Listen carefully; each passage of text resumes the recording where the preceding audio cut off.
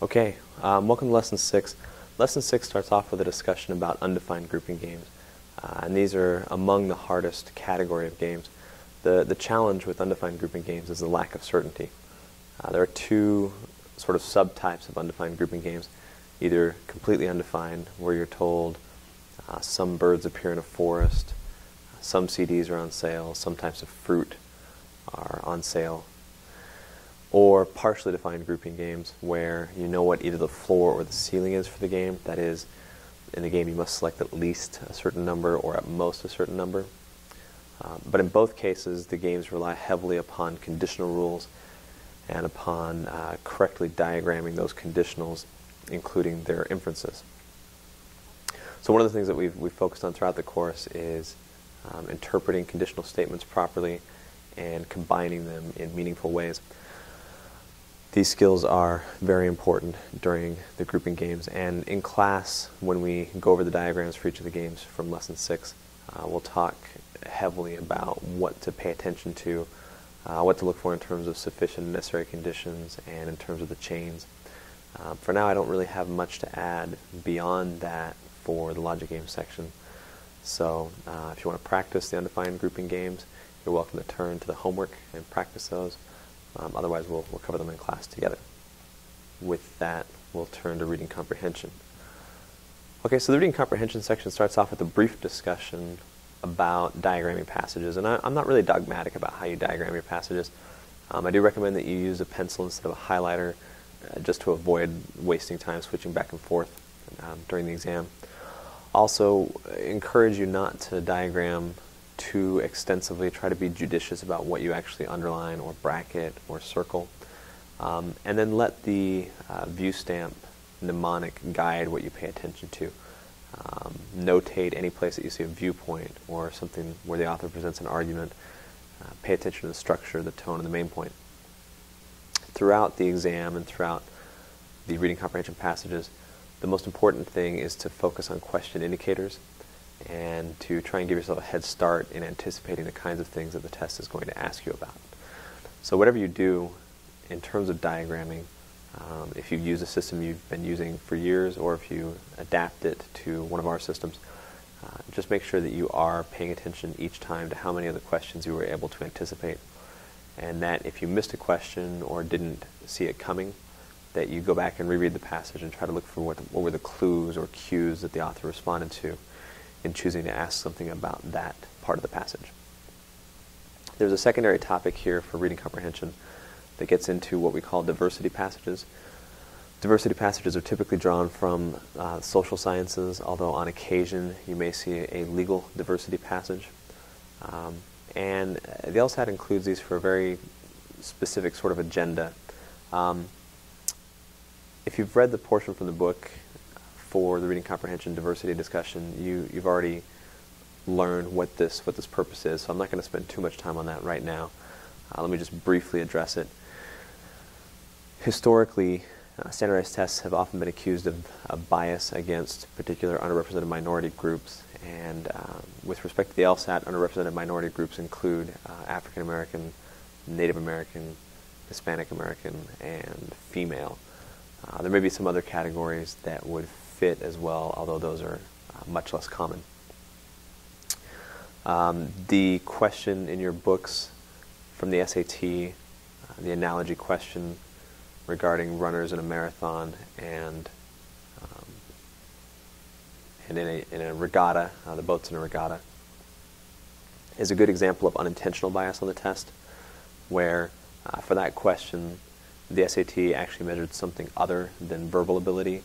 It measured socioeconomic status or geographic location.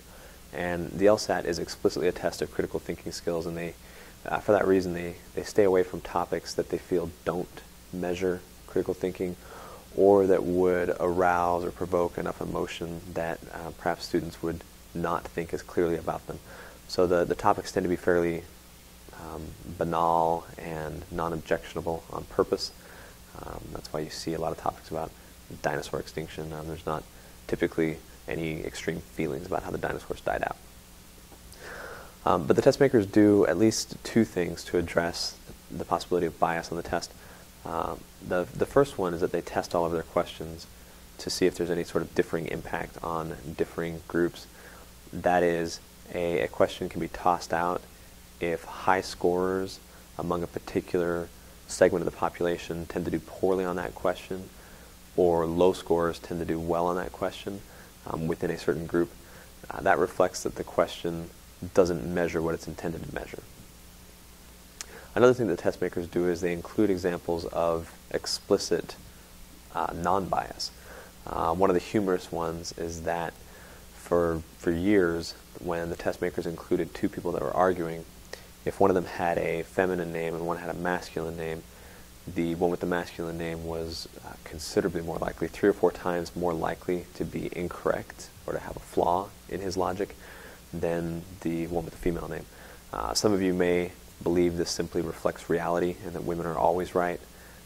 Others may see it as a sign of the test makers acknowledging that the LSAT and law school in general have often been historically slanted against women. So that's an example of explicit attempts to evade any kind of claims of bias. Another example, of course, is the choice of passages used on the reading comprehension section. When the test makers pick a passage that addresses a member or a class of individuals who are typically underrepresented, the author is invariably in favor of that group. When we get into legal passages, the author is in favor of using the law to expand or protect the rights of that group. When you get into social science passages, the author typically pushes or promotes the agenda or viewpoint of the person or people being discussed in that passage. Conversely, when the authors choose to attack someone, the target of that attack is almost always a member of the majority group, in this case, white male. And while it's possible to see criticism of minority or minority group members on the LSAT, those criticisms seldom come from the author. They're typically reported by the author and represent the viewpoint of someone else within the passage. Understanding this and recognizing when the subject is a member of such a group gives you a head start on questions such as the main point and the tone. The main point will, again, typically be to promote, protect, or preserve the rights of that person or viewpoint of that person or persons, while the tone will almost invariably be favorable. If you flip to the first passage, the passage about Miles Davis, and look at question number 4, author's tone, don't read anything else, just look at the tone question. I imagine you can all guess the correct answer without reading anything from the passage. Go ahead and try that. Okay, so if you looked at question 4, you could see the correct answer was E, appreciative advocacy. The other answer choices range from negative up to neutral, but only E was really positive, and that is the correct answer. We'll talk about this passage more in class. I don't want you to take the time to actually do it. That was just an effort to show how understanding what the topic is and understanding the test makers' approach to minorities and minority group members helps inform your reading of the passage. And this is a very reliable pattern. There's no logical reason for the test makers to change this pattern, and they haven't yet, so at this point, we expect it to continue. Okay, with that, I'd like to turn it over to you guys. You can practice the homework, and hope to see you for Lesson 6 in class. If you have any questions, please bring them before class or hang around after class. Thanks, and good luck.